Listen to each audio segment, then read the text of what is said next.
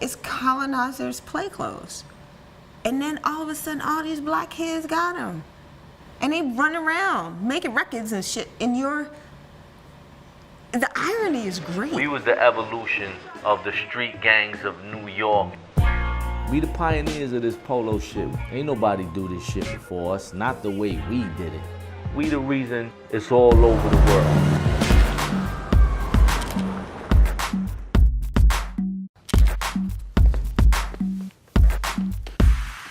Okay, now let's talk about how this really went down. I went from refashioning fashion to have fashion refashion me.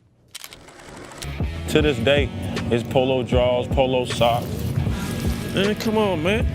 This is not, I didn't know I was doing this interview today. I didn't know I was doing this interview.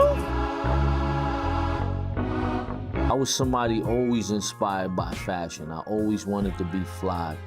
I was born when hip-hop was born, so I was able to see everything as it developed and as it evolved. So I always evolved with the styles of the fashion within hip-hop. I remember wearing name buckles and all that at 9 years old and getting my first pair of Pro-Ked sneakers and how I felt just having them on and how everybody else looked at me for having this on. You know, these were items of respect and gave you social status in your neighborhood.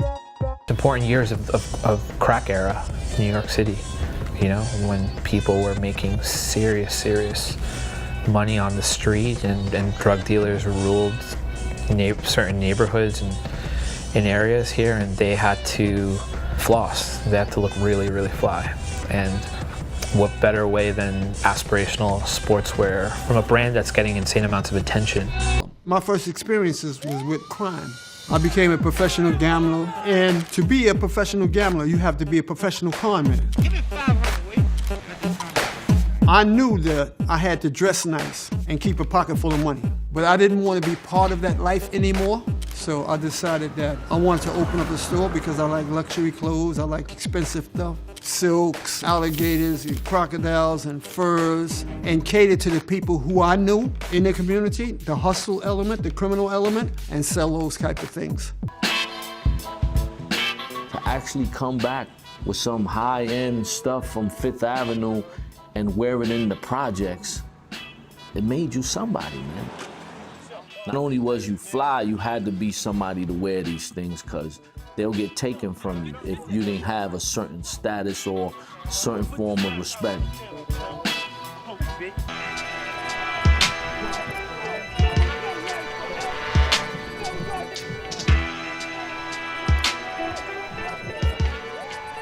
Just coming through, the way people used to react when they saw us was one of the main things that had us together. We loved the reaction from the people on the train, the girls go crazy. They see all these dudes fly at one time, everybody. Go ahead, you want the rest over there? If I get some money. Instead of being looked at as hoodlums and thieves, we were more than that. We were like Fight Club meets the runway. In the ghetto! Nobody's smiling, dude. I think being born broke and poor was a great asset for me because starting all over didn't bother me. I was prepared for the battle. Culture to spread all over the world. Whether it's open casket or closed casket, all I ask is bury me with the low. When it's my time to go, at gravesite, I want Ralph Lauren to sign the stone. Put my picture up in the low mansion. Even old white ladies will be like, he was so handsome.